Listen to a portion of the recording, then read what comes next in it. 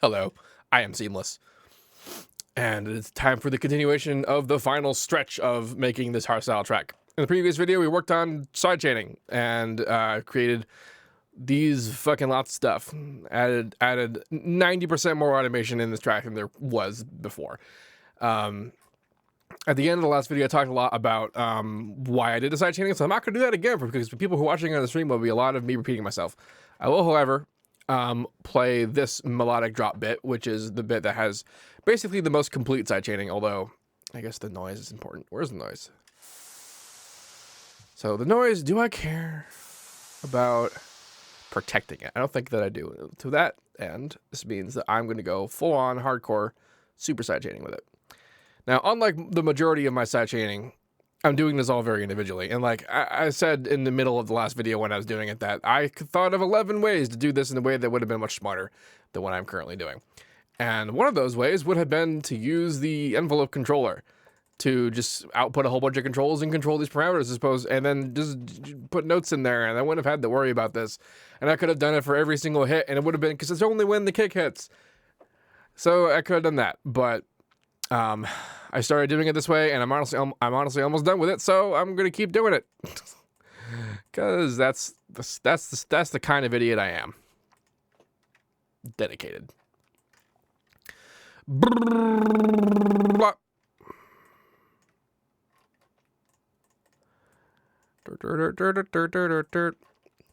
I can already feel people asking me why I'm using the fruity balance instead of, you know, the actual level thing. And that's because the actual level thing has smoothing built in. And as far as parameters goes, the fruity balance does not. Which means that when I make these really small, really kind of extremely important cuts, they're happening as fast as I'm telling them to happen in the shape that I'm telling them to happen. And they're not, you know, trying to compensate for clicking or something, which is what the smoothing is inherently for, because I'm telling it not to. That's a danger with particular plugins. You really want to pay attention to which ones do it and which ones don't. But the fruity balance is one that doesn't, because it's an especially old plugin. It's barely even a plugin. It's pretty much a volume knob and a panning knob. And too far. So that's why it means I get to do what I want to do. Not only that, but there's actually another reasonable reason why you don't want to do these kinds of automated movements with the actual like mixer level. And that's because you're gonna run to a part during your your mixing where you actually want to change the level of something, and you can't do that. I mean, you can. It's just kind of hard because then you gotta go change these guys to make sure that they're actually the ones changing the level, as opposed to just moving the actual level. So that's sort of what that's for. And I guess I want to put this over here too. This is a bit easier because the part's less complex. Still haven't played anything. I'm well aware of that. Dirt.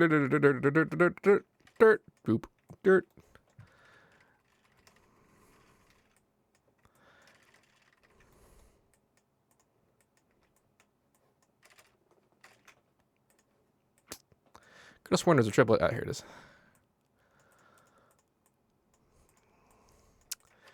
Yeah. I'm a professional. I know how to do stuff. And yet, sometimes, I do stuff like an idiot. Because I'm a professional. This is the I'm a Professional song.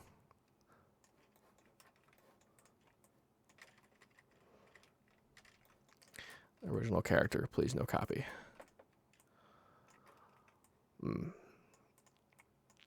If for some reason you didn't catch the last video and you are for some reason still watching this video on the YouTubans, I want to remind you that this is the last stretch. These half-hour blocks, which I'm doing, by the way, half-hour block videos for a total of 2 hours for the entire stream. This is the second of the final 4. When I'm done with it, I'm going to be done. And how do I know I'm going to be done? Because I'm going to be done whether or not I'm actually done. The last final things that I'm going to add to this track are going to be pretty mundane, tiny changes of stuff I've already explained and things I've already done. So I'm not really worried about not showing you stuff. you've all seen the things that are the most important. I guess I need to do it over here too. Do I not have the noise? I do have the noise. So with this part, yeah, I need to have the noise, and I also need to have whatever I end up doing for. I'm just gonna do that. Yeah. So once we're done with today's stream, it'll be the end of me doing this track live. As I have mentioned, when I am done with it, this project, and the track are all going to go up for sale, just like Jazz Fight, which should have been up for sale by now, but there's delays on the storefront for that. And you'll be able to pick it up and mess around with it and do what you want, that kind of thing. It's going to be actually released, though, so if you plan to try and, take it and then pass it off as your own, you're going to have a harder time with it because it's going to actually be content ID'd for real. So, that's going to be a thing. Okay, so that's good for noise. Anyway, let's play the, let's autosave. That's what we're doing right now.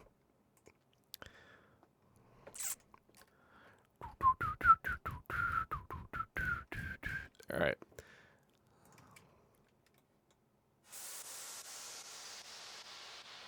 Yeah, that's what the noise sounds like. Cool.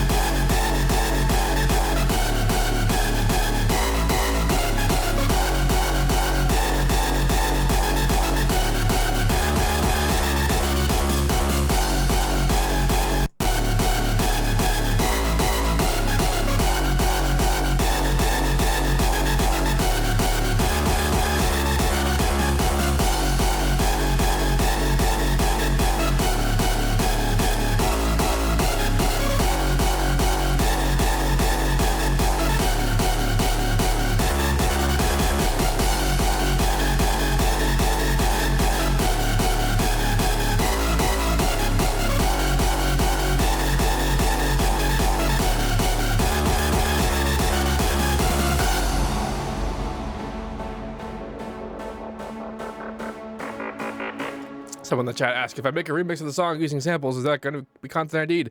It'll be content ID'd just as hard as it would as any other song that you tried to remix with using samples. I don't know. The system can be kind of inconsistent. However, I will take a point. Let's talk about copyright for a second. So when I put this up, it could be released as my original music, and I put this up as well. Every single thing in this song is copyrighted. Every single thing. So while it would be really hard for someone to find, a song that you made with the samples or like the melodies or whatever that, if you just straight up use it, you don't have permission to use it. Just like, nobody has permission to be doing that with the songs that are in the FL Cool Stuff folder that are mine. That's the fact of life. So while technically you'll be able to do it, if I ever find out that you did, I'm going to take it down. So that's that. This is really only here for like educational purposes. And by put it up, I mean, like, if you try to sell it. Because if you just do a remix and you actually say that's a remix, then that's fine. But if you try to, like, take it off and just be like, this is a new song, it's totally mine, it's all whatever, that's not fine. Also, if you take this project and make a remix of it, it is not a collaboration. I had someone say that one time. They took my track Calibrate, when I put up the FLP for that, and they made a remix of it, and they named it something else, and they named it a collaboration with me, which everything about that was wrong. Oh, God, so annoying. Ugh. But yeah. And someone in the chat went on to say that my hardstyle kicks sound like crap, but they're still 10 times better than most hardstyle kicks. See, it's interesting. That guy has a bit more understanding than most people when they decide to lambast my kicks. Or just being like, oh, it's a shitty hardstyle kick, but it sounds, better than most hardstyle kicks. Which to say that most hardstyle kicks actually sound radically different from each other. So trying to nail down what is a hardstyle kick is actually kind of hard.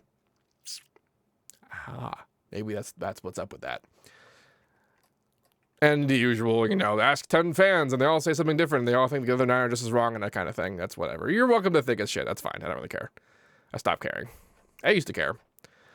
So now I need to do the sidechaining for the printer. Printer. I already have the parameter lined up. This guy. Did I already make the clip for it? I really hope I didn't. Go away, marker. Okay, there's a marker there now. Yeah, marker.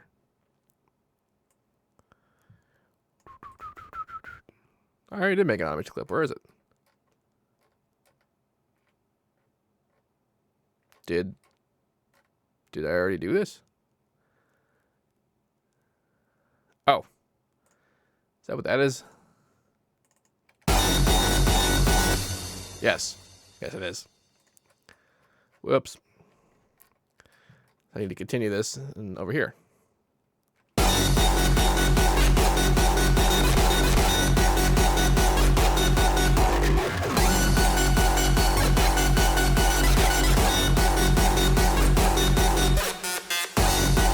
God damn, I really gotta find something to do in that stupid little bit there. Every time I do it, I think it's fine, and then I listen to it, and it's not. Hello, brush. It's auto-saving.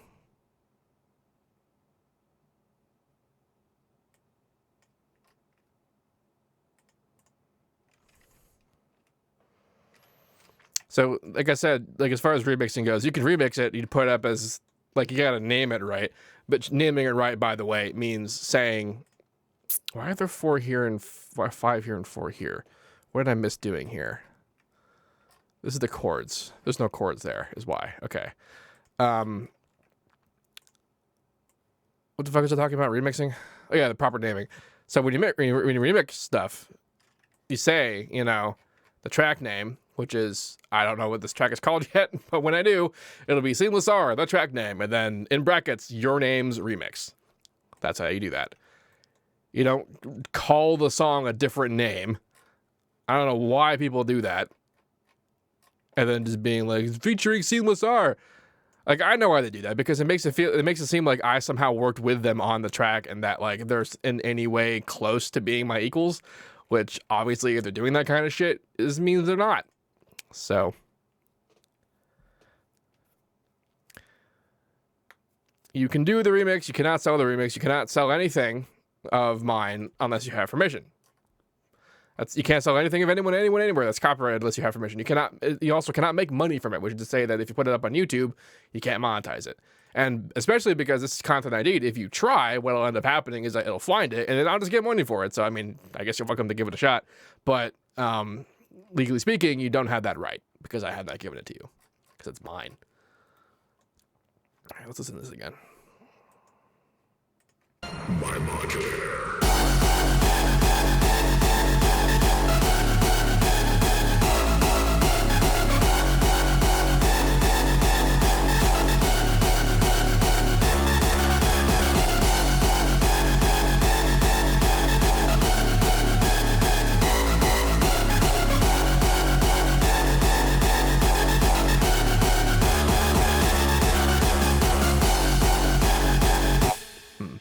So one part that gave me a problem was this part here.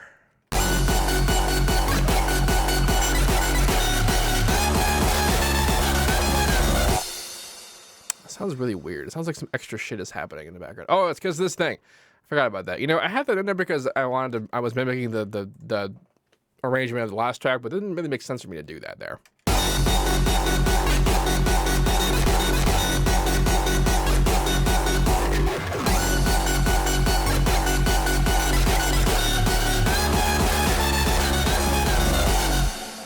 Working, but I think this thing is getting kind of in the way. So what I'm going to do, instead of like changing the stuff, I'm just going to, so like it'll still have the build up in there, but the louder bits won't happen when they do. I could sidechain it as well, but I'm not lazy.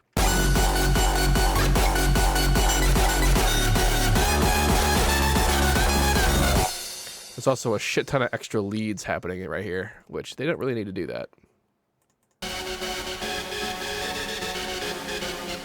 Like, this guy doesn't need to be here either.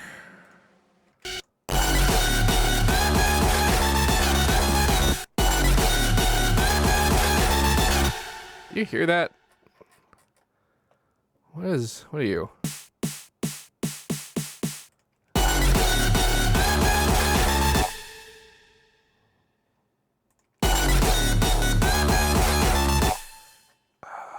Is this just the noise? Because I already have the noise. I don't need more noise.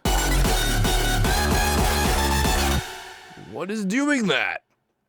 Oh, it's this. I think it's the ride.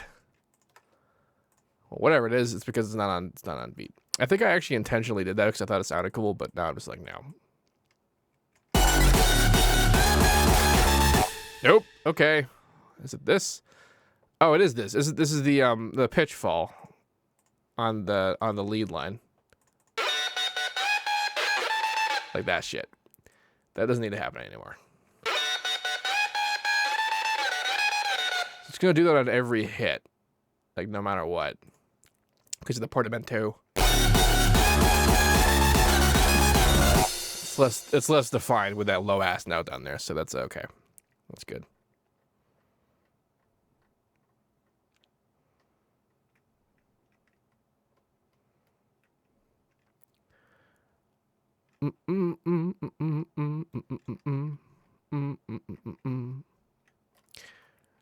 So for the most part, the thing about permission is that you need more than just my permission. You also need my label's permission. And you're probably not going to get that. For the most part, also, I also just don't want to give permission to anybody because that's like favoritism unless I'm doing like a planned thing. Like if I'm doing like an EP or something and I want to remix EPs or whatever, if I'm doing a remix competition, that kind of thing. Just off on the blue if someone wants to do something. You're free to do it for free, but you're not going to give them my permission to sell it. Kind of like when I did the Skrillex remix. I did that for free. And I did not have permission to sell it. I didn't even have permission to monetize it. That's like the most viewed video on my channel, and I never made a cent off it. Beyond, you know, just being like, you gained followers and notoriety, and then they went and did stuff that you did get money for, which is true. But that's kind of hard to measure. Yeah, I guess, whatever. All right, some more time. Listen to this at full volume.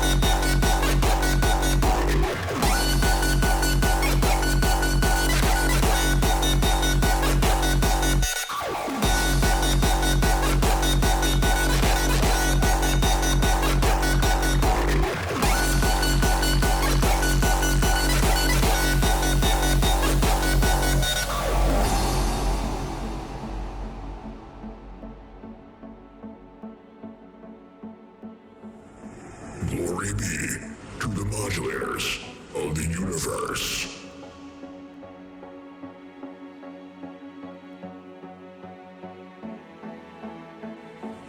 We must all modulate our lives.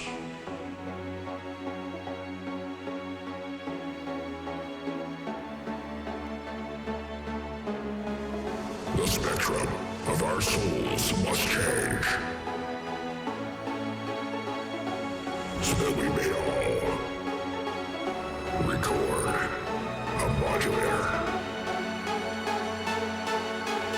I'm recording a modulator. This is my modulator.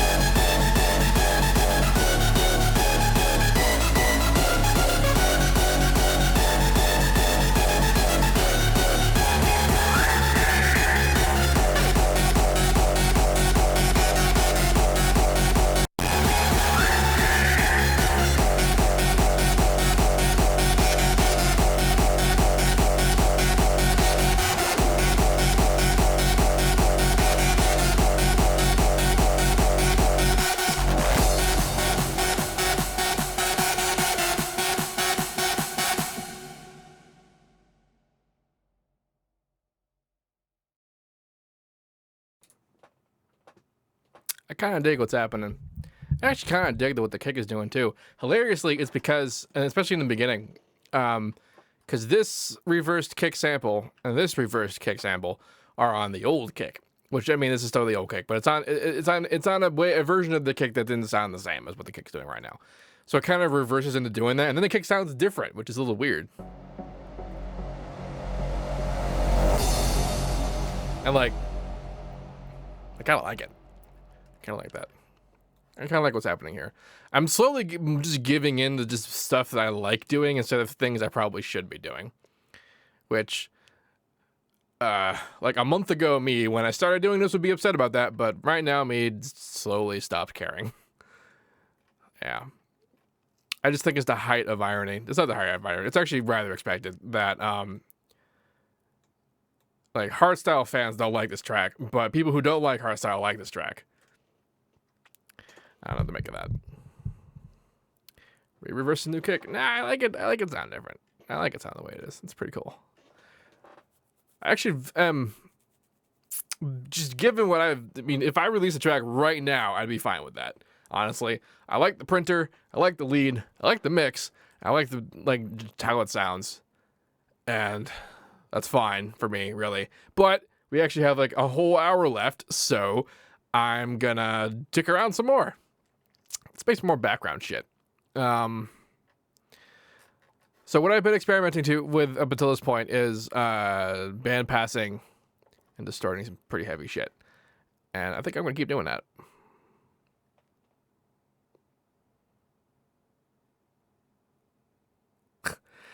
Oh, man. Pretty much no one can agree on what they like about this track or hate about this track. People just being like, I like this, but I hate this one thing. It's very interesting how like black and white certain like this genre is to people. It's very interesting. Someone asked, what's the point of the whole printer thing in the beginning? So, okay, the reason why I did the thing in the beginning is because this is, I guess, this is something that's referred to as an anticlimax, which is basically just like the intro drop. It's kind of like when you're in electro tracks, when you hear like the drums come in and then there's like a melodic part before the actual drop happens. That's kind of what this is. And it's mostly there to foreshadow what happens at the end. At least that's the point, and it would usually work out better if I had a part that like still was more related to what this whole thing was. And that kind of got away from me when I was trying to put that together. So, like, it's okay if it's confusing to you. Like, as opposed to what it's not perfect. Nothing about this track is perfect.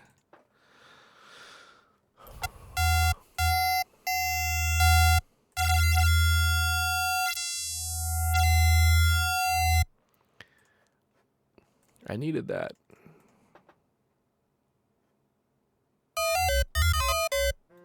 Ah! Okay, well, that's the end of this part. That's okay. I like just started doing something, and now we're done.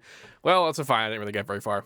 But those of you who are like done with watching the series, if you stop watching right now, you're pretty much not going to miss anything. However, if you have any questions about this, please let me know. Don't forget to like, comment, subscribe, and all that good stuff. And as usual, have a nice day.